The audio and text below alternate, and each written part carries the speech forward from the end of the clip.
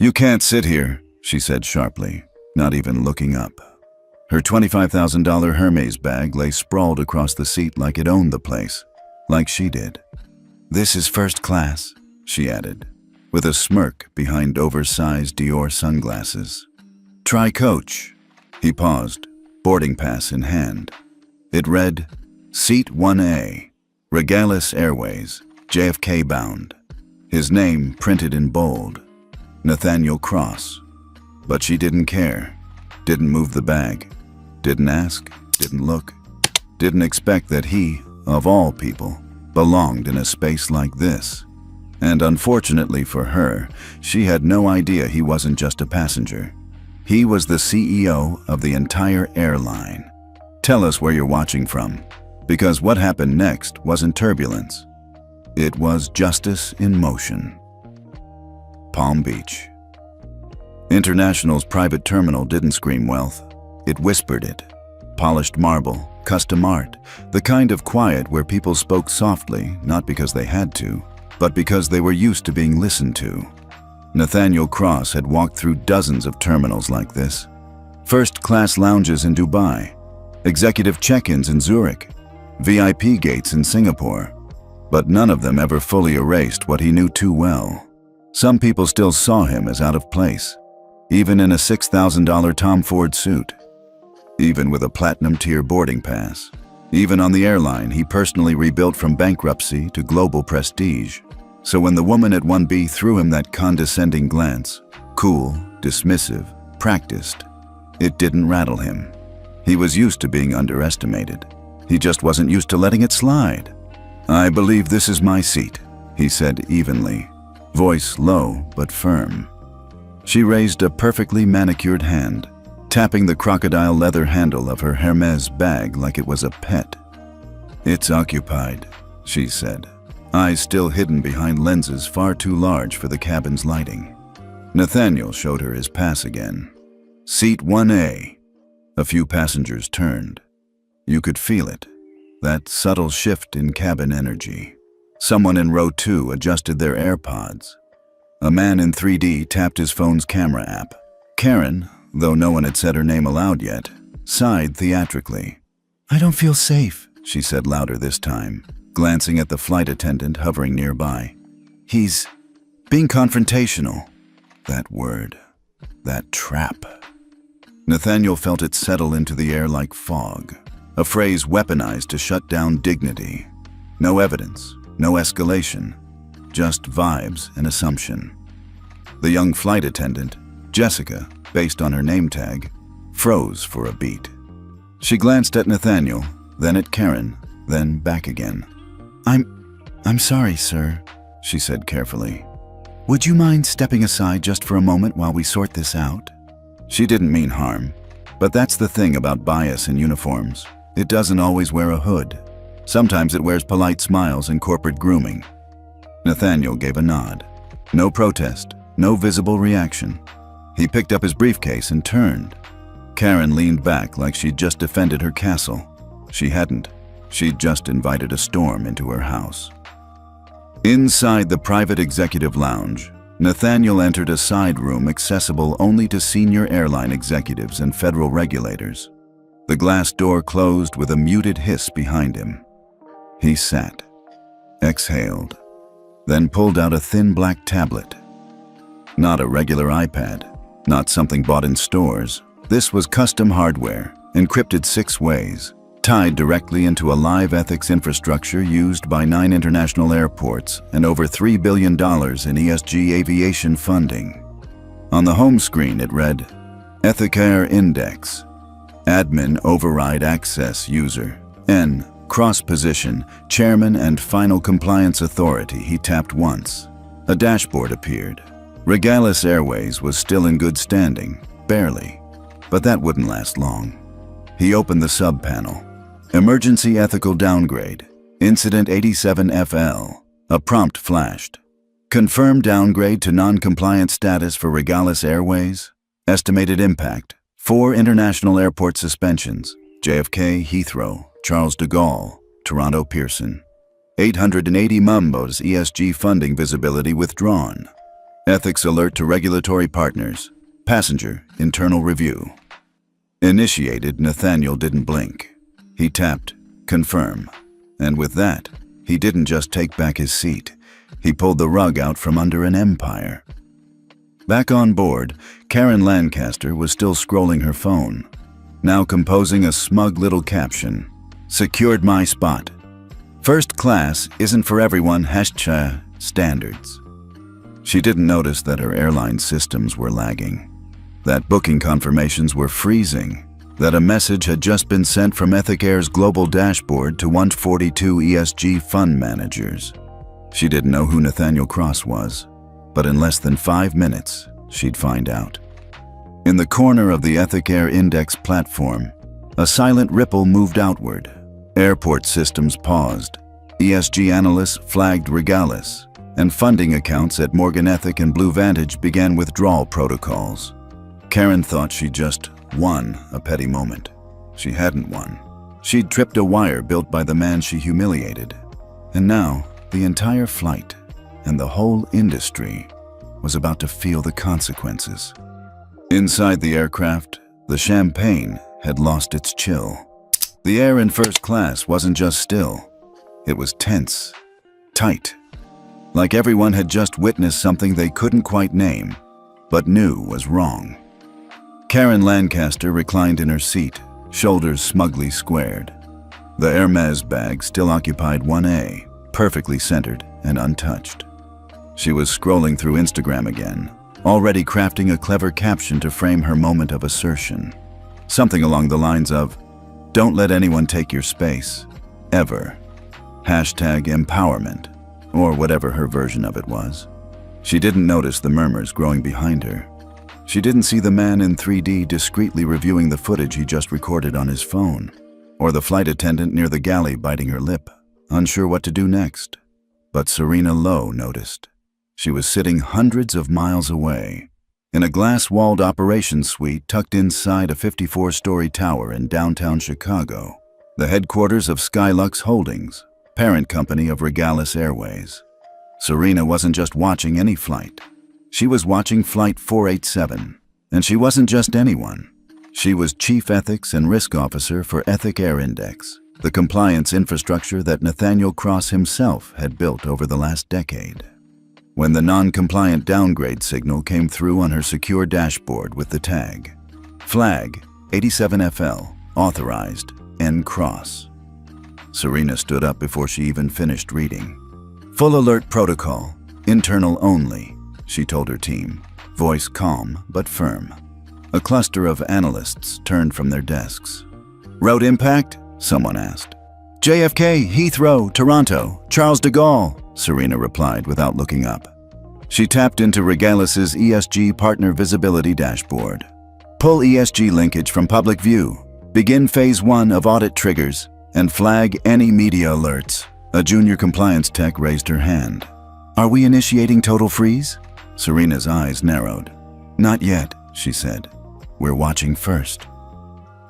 Back at the gate, the ground crew didn't know why, but boarding systems had started lagging. Scanners glitched, passenger manifests froze. The seating chart on the terminal screen blinked twice, then reset. The woman at the gate tapped the monitor. That's odd, she muttered. Inside the cabin, Jessica, the flight attendant who had asked Nathaniel to step aside, stood awkwardly near the galley. She'd just come from a quiet conference with the purser, Alan. Their faces were drawn. We can't keep ignoring it, Jessica whispered. The tension. People are filming. They're going to post it. Alan rubbed his forehead. You saw the boarding pass. The seat was his. So why didn't we back him? Alan didn't answer. Out on the tarmac, Nathaniel sat in a discreet corner of the executive boarding lounge, tablet open again. He wasn't checking news. He wasn't reviewing emails. He was watching the numbers. One box blinked. ESG visibility status, suspended. Impacted amount, $880,000 US sponsoring partners. Morgan Ethic, Greenline Capital, ESG Core Alliance. Nathaniel watched it all without expression. Then, quietly, he sent a short encrypted message to Serena. Phase 2 authorized. Proceed silently. Do not disrupt cabin. She received it instantly. Inside Ethic Air's operations hub, Serena nodded at her team. Execute Phase 2. One analyst entered the command. Another opened a secure comms feed to airport partner systems. Boarding permissions across 4 major airports were automatically revoked for Regalis flights, pending ethics re-review. Serena turned to her deputy. Notify FAA oversight. Confidential, level 3. Mr. Cross is observing. The room hushed. Everyone knew what level 3 meant. Ethical override authorized by system architect. And when he moved, it wasn't a warning. It was judgment. Back on the plane, Karen finally noticed something wasn't right. The engines hadn't started. The captain hadn't spoken. The crew kept exchanging glances. She flagged Jessica with a flick of her hand. "Excuse me," she said, tone sharp. "Why haven't we pushed back? I have a schedule." Jessica hesitated. "We're experiencing a small systems delay, ma'am. Should be resolved shortly." Karen narrowed her eyes. "This isn't acceptable. I'll be reporting this." Jessica said nothing. The man in row 3 who'd been filming earlier leaned toward his neighbor. "That's her," he whispered. "The one who kicked him out of his own seat." Someone 2 rows back nodded. "Yeah, but did you hear? He's the CEO." "Wait, what?"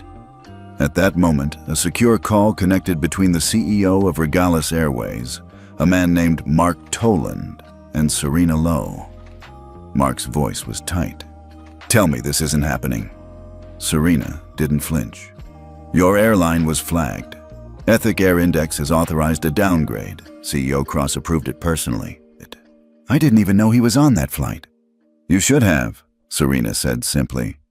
Mark cursed under his breath. "Start containment," he barked at his assistant. "Call the captain. Get her to move the damn bag. Reverse this." "You can't reverse this," Serena interrupted. "It's done." Mark's stomach dropped. Minutes later, a gate agent entered the cabin, whispering urgently to Alan the purser. Alan's face paled. He turned to Jessica. "It's official. We're grounded. Cabin crew is to stand down. HQ's involved." Jessica's eyes widened. They both turned toward Karen.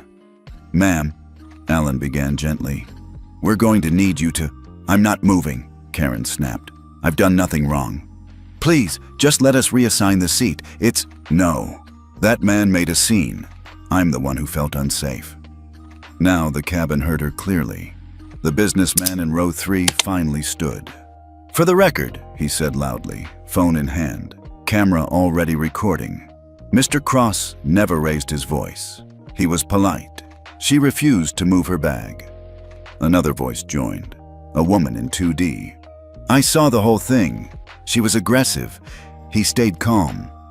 Karen's face flushed. "You don't know what you're talking about," she hissed. But no one defended her. For the first time, she looked around and realized she was completely alone. Outside, in the lounge, Nathaniel received the update. "Containment failed. Viral exposure rising. Proceed to Phase 3. He tapped once. "Yes." At Ethic Air, Serena turned to her team.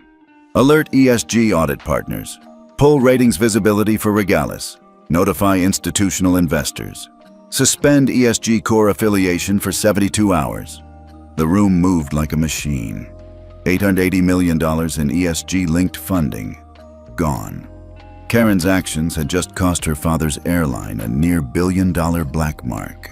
And the man she dismissed like a baggage handler? He had written the rules they'd just violated. Back in the aircraft, the captain finally made an announcement. "Ladies and gentlemen, we are currently facing an unforeseen operational delay. Please remain seated as we work with our partners to resolve the issue." Whispers filled the cabin. Someone near the back muttered, "Bet this has something to do with what happened earlier." Karen sat frozen. She opened her phone, searched. Nathaniel Cross. And there it was. Profile after profile. CEO of Regalis. Chairman of Ethic Air Index. A headline popped up on Bloomberg. "The man who can ground you with one tap." She stared at the screen. Suddenly, the seat didn't feel so secure anymore. The engines were still off, the doors still open, and the woman in seat 1B was still acting like this plane belonged to her. But outside the aircraft, beyond the tinted windows and champagne menus, something far bigger was unfolding. The man in row 3, who'd quietly filmed Karen's confrontation with Nathaniel just 20 minutes earlier, had just posted the video to Twitter with a blunt caption, "Woman refuses to let black man sit in his assigned first-class seat." He turns out to be the CEO. Within 6 minutes, it had 34,000 views. At minute 10, it hit 140K. By the time the flight attendant came back with another vague apology, and that Nathaniel Cross was trending globally. And Karen Lancaster? She was about to become famous for all the wrong reasons. In the Regalis Airways control tower, the crisis team was already in motion. The emergency phone lines in the executive wing rang in tandem. The chief comms officer, the head of legal, and the VP of public affairs were all in one glass-walled room by 9:12 a.m. CEO Mark Toland was pacing. "I need to speak to him," he barked. "Now." Serena Lowe, patched in from the Ethic Air Index war room, answered calmly. "Nathaniel's not taking calls. He's observing. So far, he's let the system speak for him." Mark turned red. "Observing while we bleed out?" "No," Serena corrected. "Observing while we prove whether we deserve to survive this." A junior analyst appeared in the doorway. "Sir, the video just crossed 2.1 million views. It's everywhere. YouTube, TikTok, even CNN's catching it." Mark slammed the desk. "Shut it down." "You can't," Serena said coldly. "It's not just trending, it's proof." He froze. And for the first time, Regalis Airways looked like it might not survive its own flight. Meanwhile, in first class, Karen was unraveling. She'd started out confident, annoyed, but composed. Then came the first whispers. Then the woman in 2A turned her back to her. Then Jessica, the flight attendant, stopped making eye contact. Now, everyone was avoiding her, but not because they were intimidated, because they were disgusted. "Excuse me," Karen said to Jessica, rising slightly. "I think we've waited long enough. This is unacceptable." Jessica cleared her throat. "Ma'am, you may want to check your phone." "I don't care about my phone. I care about this airline wasting my time." But curiosity got the best of her. She picked up her phone, opened Safari, typed Nathaniel Cross. The first result wasn't a bio. It was a video. Her video. Karen's face went white. She watched herself sneering, blocking the seat with her Hermes bag, tossing out "Try Coach" like it was a punchline. And then, the comments. The audacity. She didn't even look at him. This is why ethics systems exist. A reminder that quiet power hits hardest. Plot twist, he owns the airline. She dropped her phone. Jessica crouched beside her. "Ma'am, I need to ask you to remain calm." "I want off this flight," Karen whispered, voice trembling. "Right now." Jessica stood. "You will be escorted off shortly, but not quietly."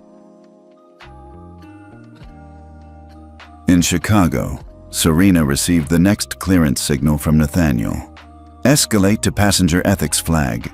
Individual ID K. Lancaster." She smiled softly. "Phase 4, she said. Let the airline handle her removal, but ethics tracking stays live." At JFK, the terminal gates flashed red on the Regalis departure board. 4 flights were grounded. 2 more delayed due to internal audit hold. One ESG investment fund publicly announced it had pulled out of its Regalis backing, citing serious ethical misalignment with current global values. And the FAA Ethics Oversight Division had just scheduled a same-day meeting with Regalis's board of directors. All from one moment, one woman, one bag, and the man she refused to look in the eye. Meanwhile, in the executive lounge, Nathaniel Cross remained quiet. He hadn't spoken to the media, hadn't posted a single tweet, hadn't responded to the CEO's calls. But he was watching. He watched the data feed rise on the Ethic Air dashboard. He watched the investor fund outflows tick upward, 121 nm, 249 nm, then past 300 mm. He watched Karen's name shift from passenger manifest to compliance record. He didn't smile. He didn't celebrate. He just exhaled. Calm, focused, like a man who had been here before and built the system to make sure it would never be ignored again. Inside the aircraft, the door finally opened. 2 uniformed ground agents walked in. Behind them, a woman from airport operations. Her blazer had the faint silver pin of FAA authority. "Karen Lancaster?" the woman asked. Karen stood slowly, dazed. "Yes," she said, barely above a whisper. "You'll need to come with us." Karen looked around the cabin. Every single passenger was watching. Some looked down. Others looked directly at her. But no one said a word. She picked up her Hermes bag, suddenly much heavier than before, and stepped into the aisle. As she passed seat 1A, now cleared and waiting, she glanced sideways. Nathaniel wasn't there, but his presence was.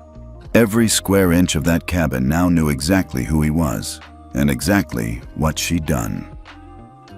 By the time Karen exited the aircraft, the video had hit 7.4 million views. News anchors were calling it a reckoning. Nathaniel Cross was being called a silent reformer. And Regalis Airways was facing the biggest ethics-based liquidity freeze in its history, all because one woman thought her bag had more rights than a man's name on a ticket. The phone buzzed again, 4th time in an hour. Nathaniel didn't flinch. He was seated in a private terminal lounge, glass of still water in one hand, the Ethic Air dashboard on the tablet in the other. Numbers were moving fast. But he didn't rush.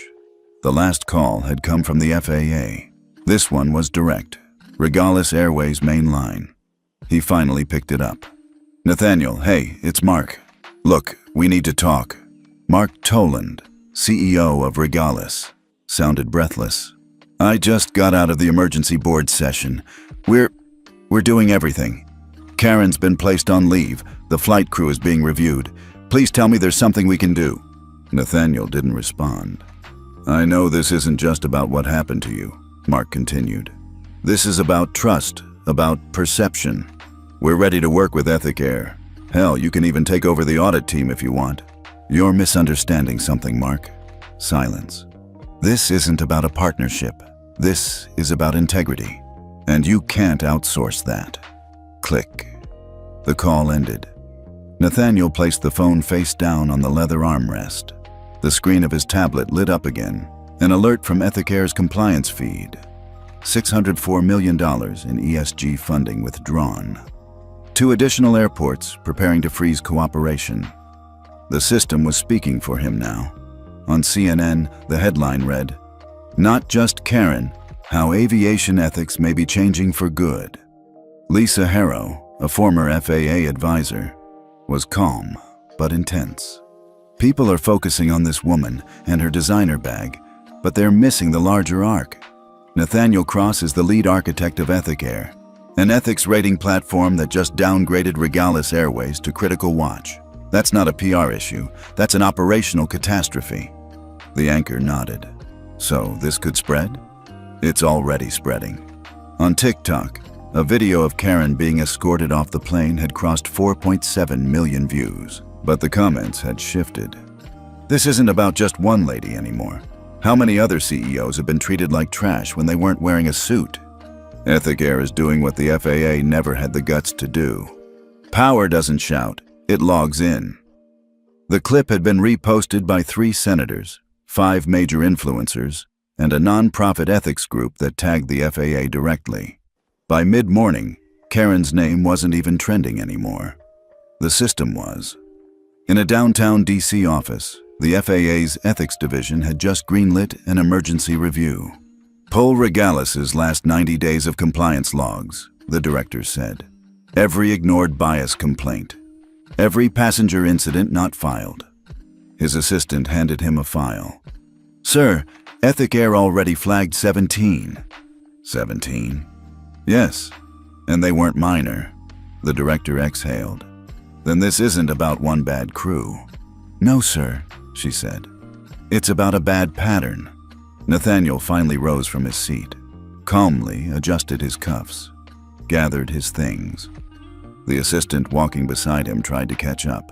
Sir, we've just had another 2 ESG funds exit. Combined impact, $880 million frozen. Nathaniel gave a slight nod. Behind them, the Regalis electronic display board began flickering. 6 upcoming international routes had been suspended, all linked to airports tied to Ethicare's compliance program. He didn't need to announce it. He didn't need to explain. The entire terminal had become the announcement. Karen was sitting in a beige room, miles away from the chaos she started. Her phone screen was a storm. Emails from brands she worked with, comments under her lifestyle blog. Even her volunteer position at the art museum had temporarily paused her affiliation. People are calling me first-class Karen now, she said to her agent. Better than the face of modern racism, he muttered. Karen looked up. He didn't even yell. He didn't have to. At 10:15 a.m., Bloomberg published a simple banner. Regalis Airways loses $880 ESG backing amid ethics firestorm. It wasn't flashy. It wasn't emotional. But it hit like a freight train across every boardroom tied to Regalis stock. Behind the scenes, 4 ESG fund managers were already holding emergency meetings. Insurance risk scores were being recalculated, and airport authorities began pre-filing cooperation suspensions pending full Ethicare clearance. Outside JFK, Nathaniel stepped into a waiting black car. His assistant followed with the tablet. Final numbers confirmed. Regalis is now marked as non-compliant. That triggers the 72-hour block from Green Zone airports? Yes, sir. Nathaniel closed the door behind him. The hum of the city faded. He glanced once more at the screen. The map showed a ripple effect across Europe and North America. Delayed gates, suspended access, review protocols in red. Not chaos. Correction. He leaned back, folded his hand, and said quietly, "Let them feel it," in silence. And the car pulled into traffic. The morning headlines had already been brutal, but the afternoon reaction was something else entirely. It wasn't outrage anymore. It was awe. Nathaniel Cross didn't need a press conference. He didn't even need to tweet, said MSNBC's late morning anchor, looking dead into the camera. He built the system, and then he let it speak for him. Clips from the JFK lounge leaked. Security footage showing him walking out, alone, not flanked by lawyers or PR agents.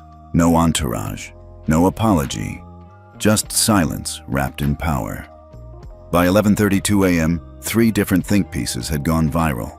The Art of the Quiet Strike, What Corporate America Can Learn from Nathaniel Cross. When the CEO is the system, why Ethicare just became the industry's moral compass. Forget cancel culture. This is consequence culture at scale. At the Capitol, something shifted. Senator Karen Whitmore, who rarely commented on corporate scandals, posted a rare joint statement with 2 other Senate Transportation Committee members. We are actively reviewing current FAA compliance protocols and accountability measures in light of the Ethicare-led case against Regalis Airways.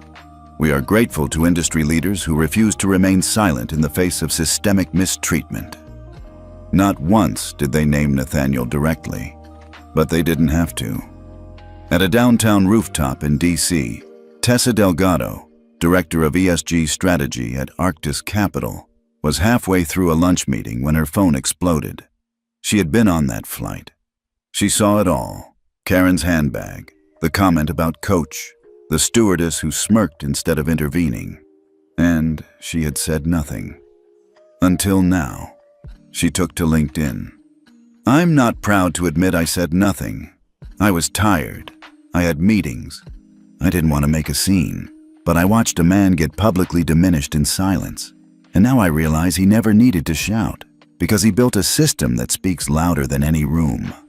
Today, I pulled all Arctis Capital backing from Regalis Airways. That was my seat 1B. We stand with Ethicare.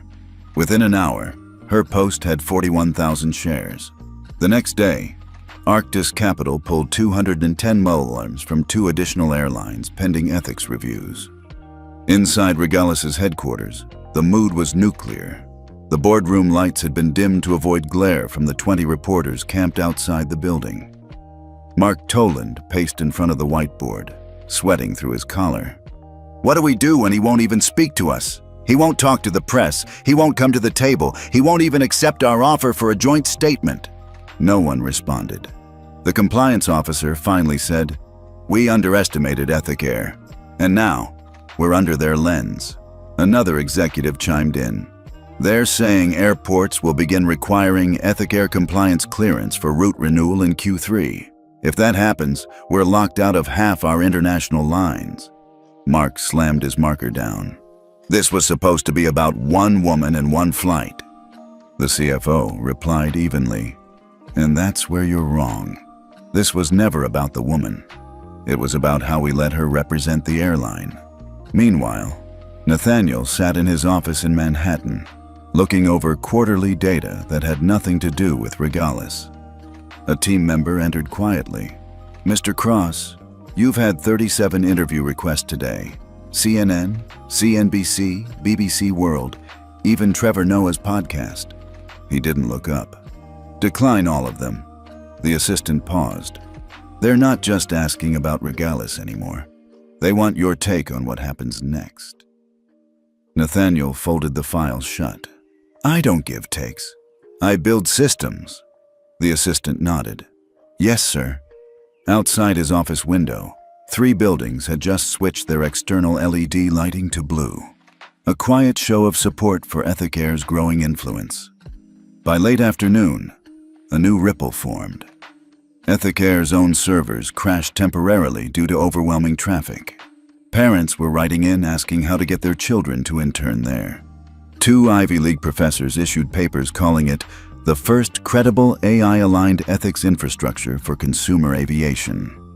And every airline PR team in North America was scrambling to recheck their internal ethics data. At 4:16 p.m., something unusual happened. A video began to circulate. Not professionally shot, no drama. Just a quiet moment from a first-class cabin, filmed on someone's phone weeks ago. It showed a flight attendant speaking with visible respect to a black grandmother in seat 1C. The flight crew offering her a blanket, asking gently about her comfort. The old woman smiling softly. That airline? Beacon Air. In less than 30 minutes, the video racked up 1.2 million likes and comments flooded in. "This is what flying should look like." I checked. Beacon Air is already gold certified on Ethicare. "I'm switching airlines." The domino effect had started. Back in Regalis HQ, someone knocked on the door with a trembling hand. Mark looked up. It's Zurich. They're pulling our Zurich-Boston route.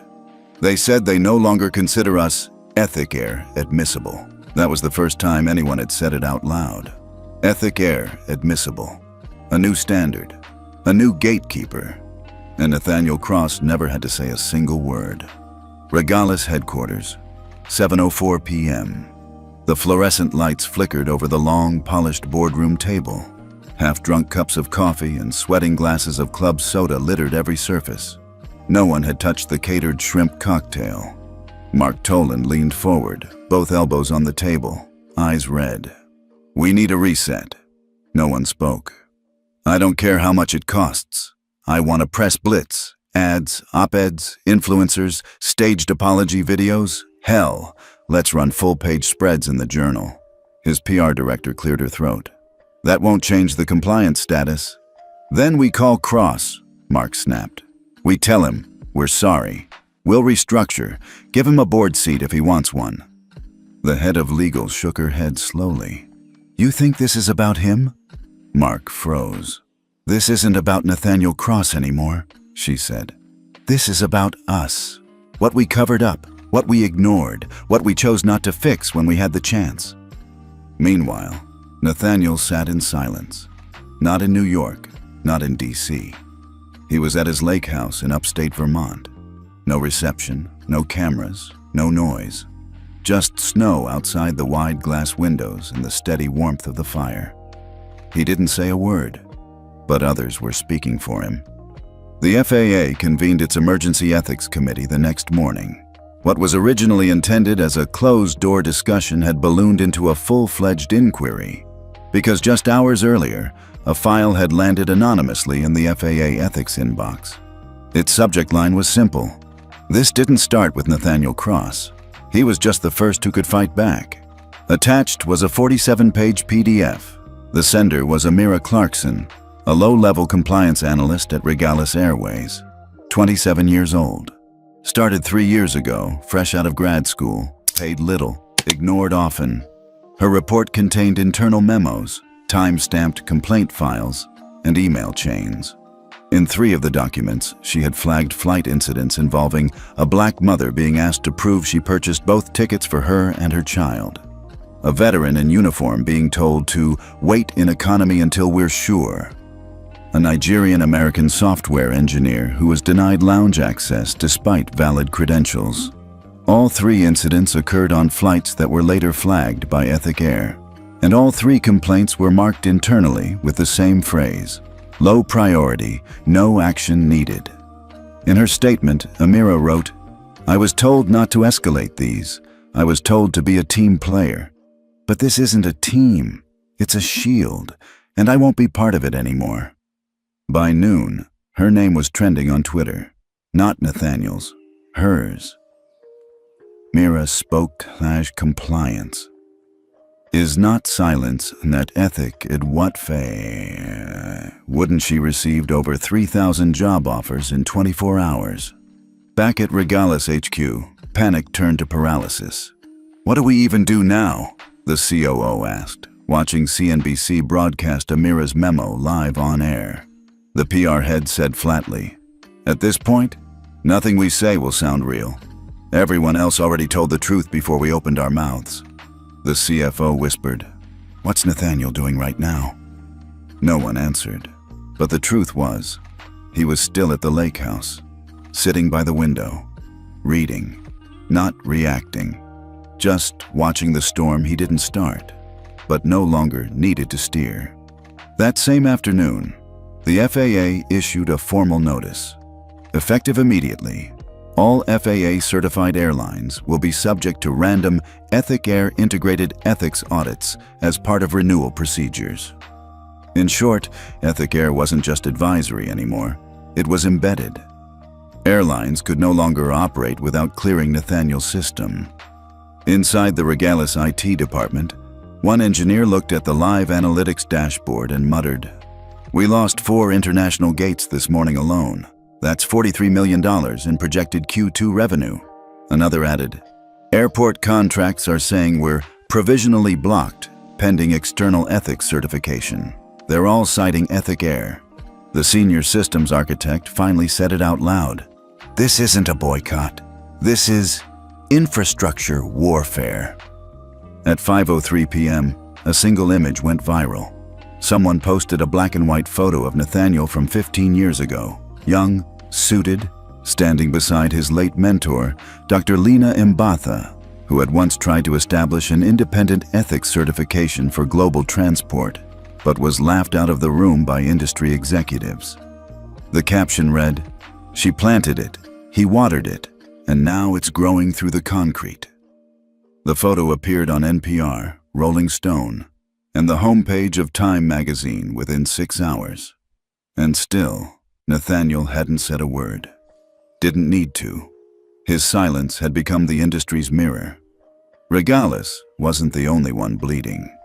By Thursday morning, the ripple had become a wave. And that wave? It was dragging every airline in North America into open water. At Horizon Air headquarters in Atlanta, 20 executives huddled in a soundproof boardroom with floor-to-ceiling glass walls. CEO Dana Merrill didn't bother with introductions. "We are no longer facing public outrage," she began. "We are facing systemic disqualification." The head of compliance raised a trembling hand. "We've never had a single Ethic Air violation. But investors are still calling us at 6 a.m. We lost 2 ESG partners just because we didn't have a rating yet." Dana looked up from her tablet.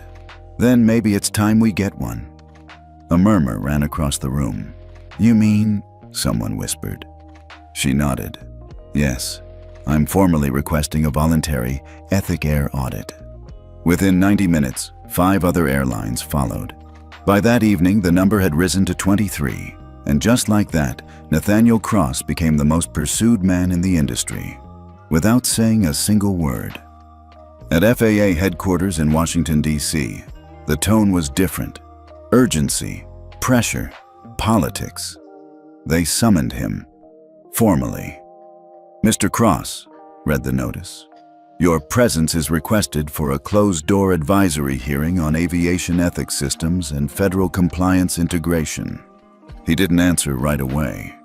In fact, he didn't respond at all. His assistant did. Mr. Cross will attend the session as requested. He will not be offering oral commentary. His system speaks on his behalf. So at 3:00 p.m. on a rainy Friday, Nathaniel Cross walked silently into a federal chamber surrounded by 12 agency officials, 2 senators, and 1 journalist embedded under NDA. He wore a charcoal gray suit, no tie, no notes, just a single silver pin on his lapel. The logo of Ethic Air, a circle split evenly down the middle, half blue, half white. He sat down, nodded once. The chairwoman asked him her first question. Mr. Cross, how do you recommend we enforce a nationwide baseline for passenger dignity compliance? He tapped once on his iPad. The screen behind him lit up. Let the data choose. That was all. The next day, those 4 words were printed on the front page of the New York Times. Let the data choose. 4 syllables, no hashtags, no campaign. But it hit like a policy paper and a protest chant at the same time. CNN ran a panel on it. The Guardian called it the most quietly powerful philosophy since Rosa Parks refused to move. Forbes dubbed Nathaniel the architect of dignity, and every major airline CEO was now holding daily war room briefings with one central question. What's our Ethic Air score? Over in Dallas, a mid-tier airline called Jetfare became the first to publish their score publicly, a humble 62.4 out of 100. The internet exploded. At least they're honest. Transparency is the new currency. I'll fly Jetfare over the silent giants. That transparency triggered a domino effect. By Sunday night, 8 airlines had posted their scores. 3 voluntarily grounded select routes pending internal audit. 1 hired a former Ethic Air architect to help redesign their training system. Meanwhile, Nathaniel was back at his office. His inbox had over 9,200 emails. His calendar had 41 unconfirmed interview requests. He ignored all of them. But then he did something unexpected. He sent 1 email to 1 person with 1 sentence. Subject line, your move. Recipient, Mark Toland. Body, clean house, or the market will do it for you. No greeting, no closing. No second sentence. It was posted to the Regalis intranet less than an hour later, anonymously, but clearly leaked. The press got hold of it, and it went viral. Again, one former executive from Regalis, now retired, told NPR, I worked with Nathaniel years ago. The scariest thing about him isn't his silence. It's that he never threatens. He just gives you a chance to make the right call before the ground shifts under you.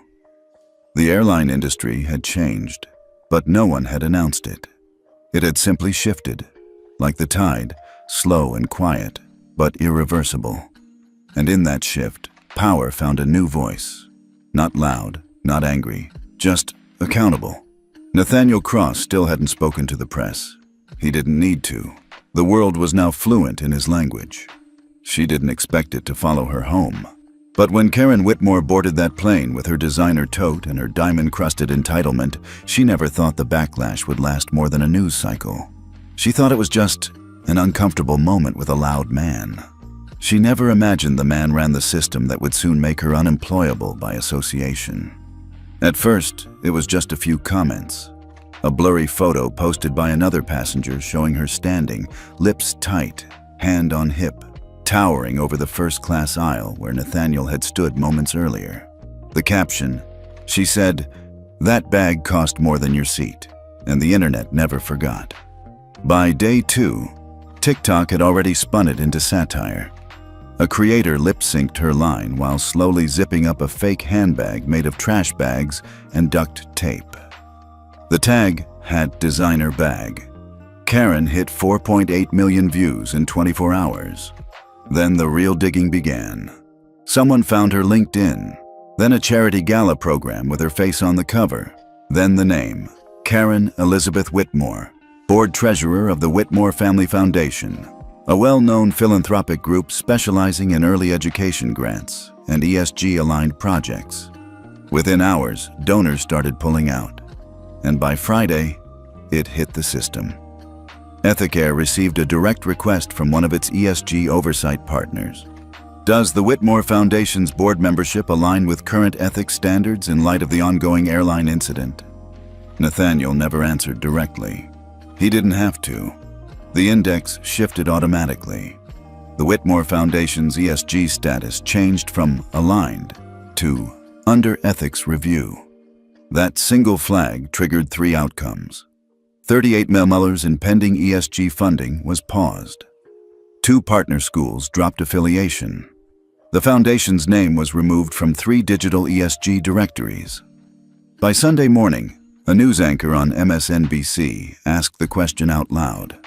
Is this the first case of reverse reputational contagion from a personal incident to a nonprofit boardroom? And the response from viewers? Explosive. Karen tried to post a statement on Instagram. I've always believed in kindness and dignity. The recent portrayal of events has hurt me and my family. The comments were brutal. You believe in dignity, but not giving up 1 seat? Ma'am, your bag got more respect than a human being. Try kindness next time instead of couture. And then came the real blow.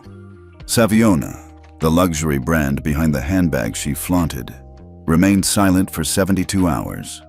No post, no statement, no distancing. It cost them dearly. In just 1 week. Their IG account lost 1.1 million followers. 3 department stores quietly moved the brand off their front display racks. Several prominent black celebrities unfollowed and pulled promo partnerships. An activist group began posting mock ads online. Carry ethics, not just bags. Savione finally issued a neutral-toned statement on day 6. We support dignity in all forms and encourage respectful travel experiences for everyone. Too late. By then, Ethicare's influence had already seeped into consumer ethics rating apps, and Savione's responsibility score had dropped 22 points. All of this, all from 1 seat, 1 moment, 1 bag, 1 man's quiet refusal to bend. And yet, Nathaniel Cross never commented publicly. His team released no statements. His social media stayed dark. The only indication that he even knew about the cascading chaos? A private message, quietly confirmed but never published, sent to an unnamed Regalis HR employee who had filed a discrimination complaint 6 years ago and was ignored. The message simply read, I didn't forget, NC. A week after the incident, Time magazine published a cover story titled, The Ethics Reboot, How 1 Seat Became a Tipping Point for Corporate Morality. On the cover was not Nathaniel, but the bag, alone on a first-class seat, empty. The subtitle, When Status Outweighed Ethics, the Market Responded. Meanwhile, Karen's foundation officially lost its ESG certification. Her seat on the board was reconsidered. The PR team for her family went dark, and Karen, for the first time in years, disappeared from the gala circuit entirely. The last photo of her online? A grainy paparazzi shot of her walking out of a Manhattan cafe with sunglasses on, avoiding cameras. No designer bag, just a tote. Plain, cotton, unbranded. The caption under the reshared photo said it best. She lost $880 million in funding, but at least she got to sit down first. It was bound to happen. The moment silence gained power, someone would try to weaponize it. By the 10th day after the flight incident, Nathaniel Cross was no longer just a CEO. He had become an institution. And institutions make people nervous, especially those who can't control them. At first, the emails came privately. A group of 5 airlines, 2 major domestic, 1 European, and 2 mid-tier, sent formal inquiries to Regalis's general counsel. Would Mr. Cross consider a strategic partnership with our internal compliance boards in exchange for technical guidance on Ethic Air alignment? Translation: help us boost our score and we'll fund your system. Nathaniel didn't reply. He didn't have to. Ethic Air had no subscription, no pay-to-play tier.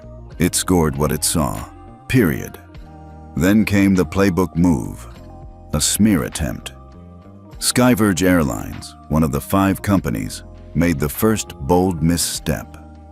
On Monday morning, a leaked internal memo was anonymously distributed to 3 media outlets. One of them was eager enough to publish it without verifying. The memo suggested the flight incident involving Karen and Nathaniel was orchestrated. That Nathaniel had deliberately booked under a pseudonym, knowing the seat would be contested, to stage a socially charged media event that would generate sympathy and consolidate industry influence. For about 18 hours, the narrative stuck. Cable news shows began asking questions.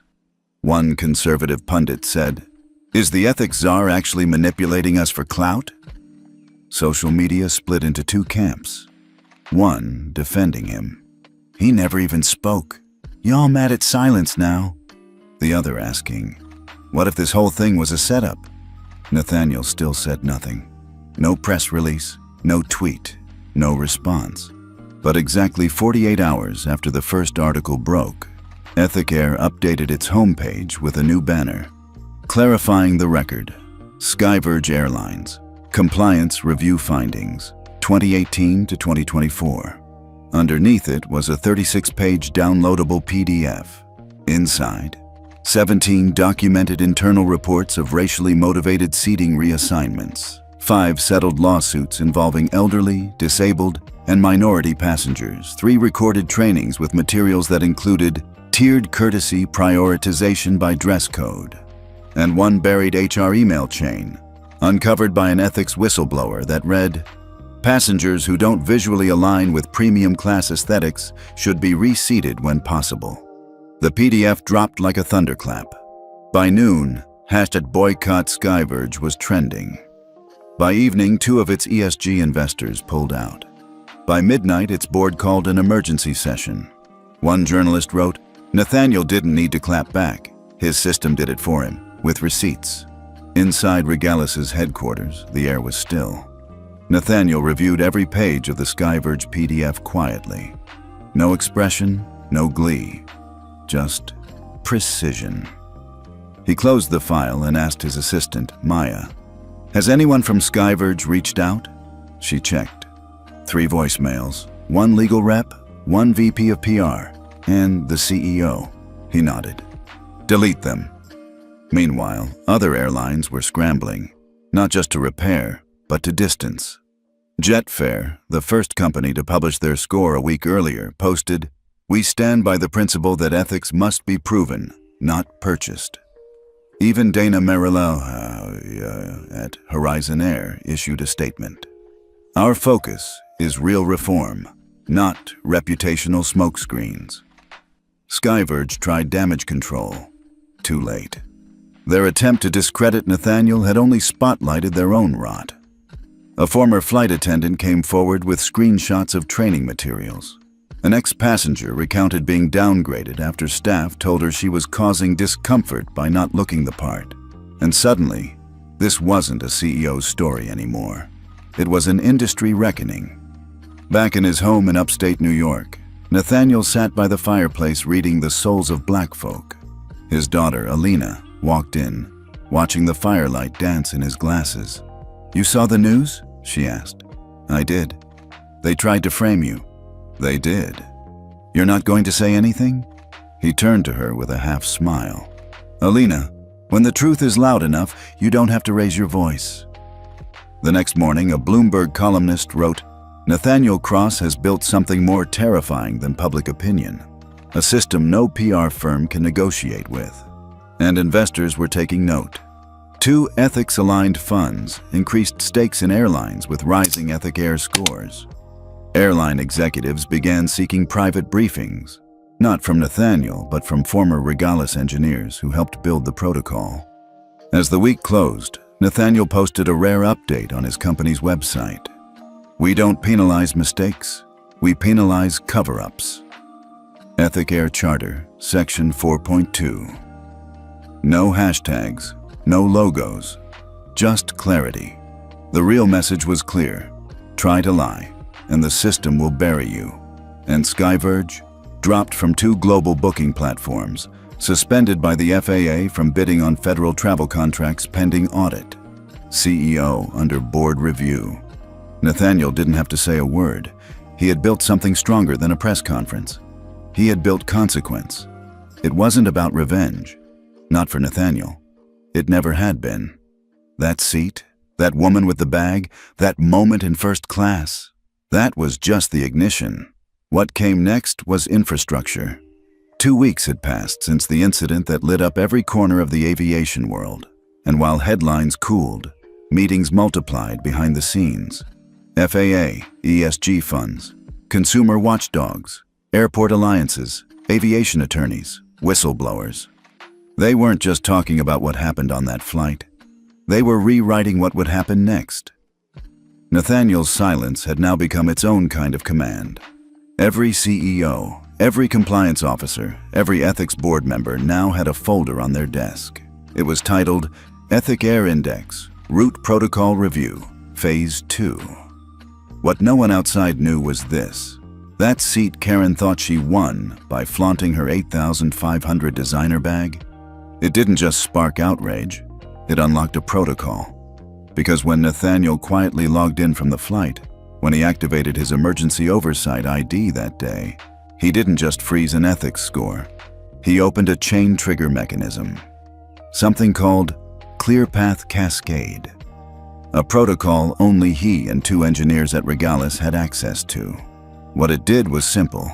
It scanned all ethics behavior compliance patterns from 92 global airports and cross-referenced them with real-time ESG fund holdings, minority passenger complaints, and consumer trust scores.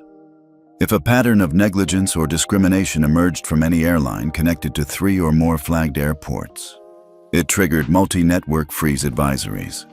It didn't block capital. It simply warned banks, funds, insurance underwriters, and airport coalitions. This operator may be in breach of ethics sustainability compliance. And when that happens, money moves. Fast. By the time Chapter 10 began, the results were undeniable. 4 major U.S. airlines had received temporary ESG holds. 3 international carriers had their airport cooperation scores downgraded.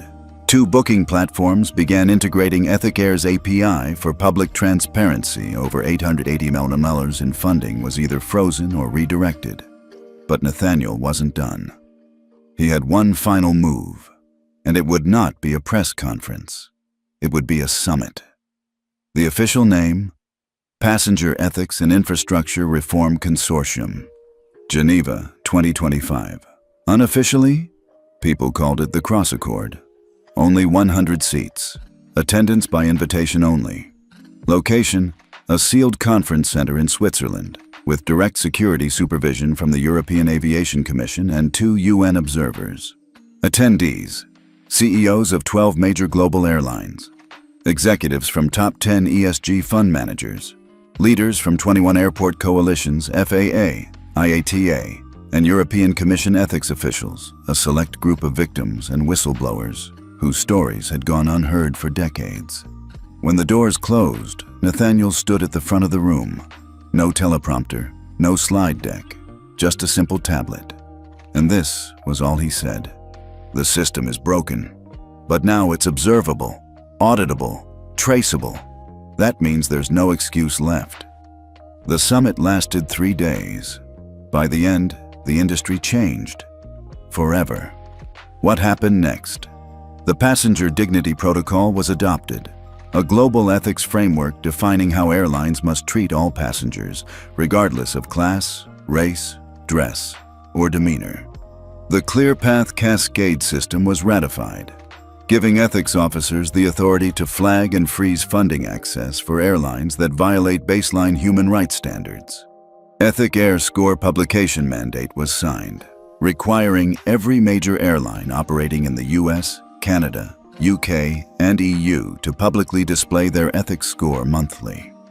Whistleblower Protection Tier Alpha was launched, a secure system for crew and passengers to report abuse without retaliation, backed by real-time legal shielding via blockchain timestamps.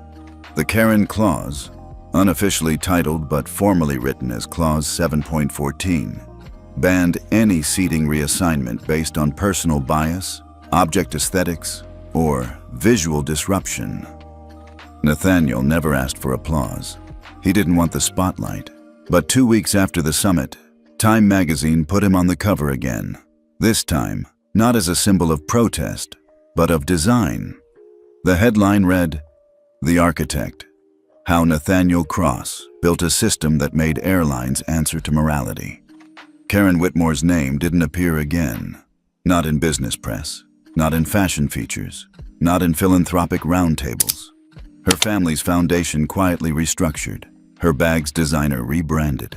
The silence around her was loud, but not cruel, just final.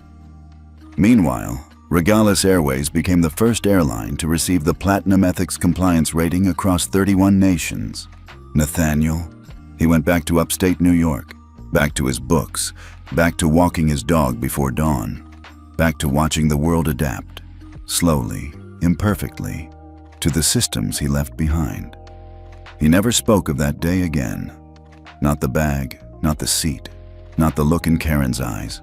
But when someone asked him, months later, what really changed the game, he paused and said, it wasn't power, it was pattern recognition. And that was it. Because this wasn't just about a seat. This wasn't just about a bag. It was about a quiet black man with authority who refused to perform anger and instead performed accountability. And the world had no choice but to follow.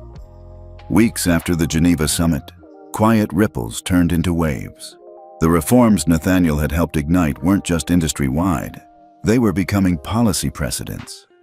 In Washington, a bipartisan ethics panel cited the Passenger Dignity Protocol during hearings on transportation reform. One senator remarked, "For years we regulated planes for safety. Maybe it's time we regulated them for humanity." In Brussels, the European Commission began drafting new guidelines requiring real-time ethics dashboards in all participating airports, visible to passengers as they boarded. And in the private sector, something even more unexpected happened.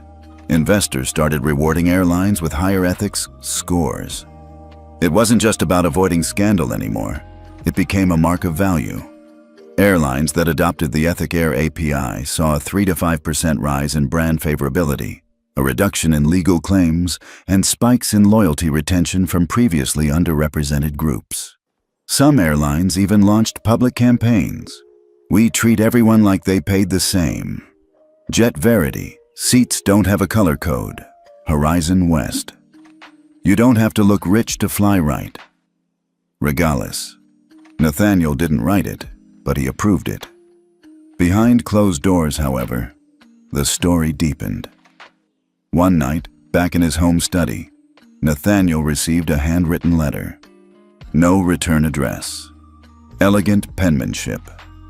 Inside was a simple message. "I never imagined that my bag would cost this much. Maybe I never imagined how little I'd actually paid. I'm sorry, not for what you did, but for what I refused to see." It was signed, K.W. Nathaniel didn't frame it. He didn't show it to anyone. He folded it carefully and placed it in an old first-class menu he had kept from the early days of Regalis's founding. Not out of sentiment, but out of symmetry. Because in the end, what mattered wasn't that she apologized, but that the world now understood why she had to. And when a reporter later asked Nathaniel during a quiet moment backstage at a transportation ethics event, "Do you think justice was served?" He smiled faintly. No, but justice got its boarding pass, and just like that, he disappeared into the crowd. No entourage, no badge, just a man walking freely through the terminal of a world he helped change. 3 months after the Geneva summit, something unusual happened. A teenager boarded a Regalis Airways flight from Atlanta to Frankfurt and didn't know his life was about to change, and that Nathaniel Cross would quietly witness it. He wasn't traveling for business or PR. He wasn't in a suit. He was just flying. Alone. Row 12A. Coach.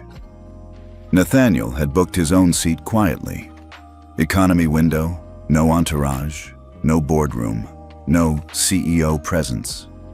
Sometimes he liked to watch how the system worked when no one thought it was watching. But this flight wasn't just about oversight, it was about seeing the ripple. The boy, 17 maybe, wore a hoodie and held an envelope with shaky fingers. A man across the aisle glanced at him, then dismissed him. A woman, a row behind, whispered something sharp when the boy accidentally bumped her seat. Nathaniel kept watching. The boy didn't argue, didn't flinch. He just sat, unfolded the envelope, and stared down at the pages inside. Some scholarship forms, a German address, a train ticket to Berlin. Nathaniel leaned back. This was the story. Not the summit, not the boardroom, but the boy who'd likely gotten that scholarship because a new passenger ethics fund had been established, seeded by ESG assets redistributed from the airlines that failed their audits. One of the first beneficiaries had been a coalition of youth education orgs focused on underserved communities in aviation-adjacent cities. Atlanta was one of them. And this kid? He probably had no idea he was flying on the very system that made his seat possible. That's when a flight attendant approached him. The woman who had whispered behind him leaned slightly into the aisle, watching. The tension was faint, but familiar. Nathaniel's fingers curled slightly. But the flight attendant didn't scold him. She smiled. "You want to move up to row 7? One of our premium economy seats just opened up. You'll have more legroom." The boy blinked. "Why me?" he asked. She replied without hesitation. "Because it's your first trip abroad, and we believe dignity shouldn't be a reward. It should be a starting point." Nathaniel exhaled. Softly, quietly. No headlines, no press releases. Just a moment that wouldn't have happened 6 months ago. When they landed, Nathaniel waited at baggage claim, a few paces behind the crowd. The boy turned around once, looked at him curiously, as if he recognized him. He didn't say anything. Nathaniel smiled, gave a small nod, and turned toward the exit. He never told him who he was. Back in New York, the world moved fast again. But this time, it was different. The reforms weren't just holding, they were expanding. A tech startup began developing bias detection software for crew customer interactions, trained using anonymized incident footage and ethics feedback. A federal transportation subcommittee held a hearing titled, "The Ethic Air Standard, Measuring Fairness in the Sky." 3 major insurance groups now used Ethic Air's score as part of their policy pricing models. An airport design firm proposed ethics-first terminal layouts. Seating that didn't segregate by wealth, but offered comfort tiers without shame. And perhaps most striking, a group of flight attendants formed a union chapter focused solely on passenger dignity and accountability. Nathaniel was flooded with interview requests. He declined most. But there was one invitation he didn't refuse, a high school in Harlem, his old one. When he walked into the auditorium, he didn't bring cameras, just stories. He looked out at the students, a few half asleep, some whispering, a handful watching him like he wasn't real. Then he said, "I built a system that tracks how people behave when they think they're anonymous. And I found something powerful. Sometimes, the quietest moment reveals the loudest truth." A girl raised her hand. "But how did you know people would listen?" Nathaniel smiled. "I didn't. I just made sure they couldn't look away." The crowd laughed softly, but the tone had shifted. He wasn't lecturing them. He was showing them the data, the stories, the reason systems matter more than outrage. Another student asked if he ever wanted to sue the woman with the designer bag. He shook his head. I could have taken her down, but I didn't want to bring someone down. I wanted to lift the standard up. After the talk, a teacher asked if he would speak at the National Ethics Education Conference next spring. He paused. Only if you let one of these kids speak with me. And that was that. By winter, the FAA passed the Cross Mandate, a federal charter requiring all major U.S. airlines to integrate real-time passenger feedback ethics scores into their crew performance metrics. And internationally, the UK, Canada, Germany, and South Korea had each signed independent bilateral ethics agreements with Regalis, using the Ethic Air Index as a template. Airline CEOs grumbled, but signed. As for Karen, she had moved, stepped down from her charity roles, issued a quiet apology through a family representative. Her face faded from the news, not because the world forgot, but because the world outgrew the moment that made her infamous. And that may have been the deepest justice of all. One snowy evening in February, Nathaniel stood by his fireplace with a mug of tea, watching the trees outside rustle in the wind. His phone buzzed once. A notification. Clear Path Cascade Update. 19 airlines now certified ethics stable. He turned the screen off. No celebration, no post, just the warmth of proof. Proof that one small act of dismissal, one moment that said, "You don't belong here," could become the hinge of industry-wide recalibration. He didn't build an empire. He built a mirror and made the world stand in front of it. 6 months after that flight, Nathaniel Cross did something no one expected. He quietly stepped down. No press conference, no investor letter with dramatic phrasing, no boardroom politics, just a simple private message to his board and executive team. I've done what I came here to do. Now it's someone else's gate to clear. He'd spent 28 years building Regalis Airways into one of the most respected international carriers in the industry. And in less than 1 year, he'd turned it into the moral compass of modern aviation. But this moment, was about letting go. Because true legacy isn't just in the architecture, it's in who you trust to fly the next route. The announcement broke the next morning in the Wall Street Journal. Nathaniel Cross, architect of aviation ethics reform, retires from Regalis. The article listed his accolades: the 880 Maltem ESG impact, the 4-country ethics agreements, the FAA mandate named in his honor. But what stood out? He named his successor, not another corporate veteran, not a board-favored heir. He named Amira Vance, a 37-year-old ethics systems engineer, former flight attendant, Harvard-trained data scientist, black, sharp, quietly fierce.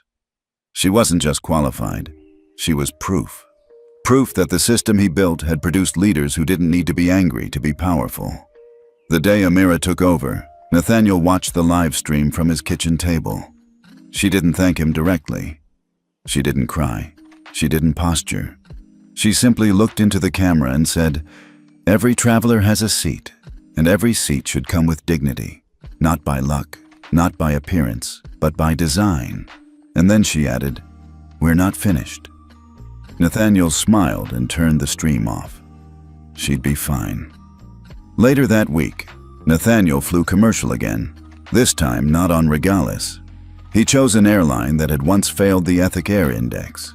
He wanted to see if the message had really traveled. At check-in, the agent greeted him with respect. No extra smiles, no overcompensation. At security, the agent glanced at his ID and said, "Thank you for what you did, sir." And on the plane, he sat in row 17, middle seat, next to a white woman who didn't know who he was. She smiled when he sat down, didn't clutch her purse, didn't glance around nervously. They made small talk. She offered him gum. He offered her the window when she got claustrophobic. And somewhere over Denver, she asked what he did. He paused. "I used to build systems." She smiled. That sounds important. He shrugged. It used to be. She nodded and went back to her crossword. No recognition, no need. And that was the win. Back in New York, he spent his days volunteering with a local aviation academy, tutoring teens in math and design. He didn't tell them who he was unless they asked. Some of them guessed. One girl, maybe 16, walked up after a session and asked, "Are you the guy from the airport bag story?" He raised an eyebrow. "You mean the guy who almost lost his seat?" She grinned. "No, the guy who made the industry stop pretending." He chuckled. "Yeah, that one's me." She nodded. "Good. I needed to know someone like me could do that." And then she walked off.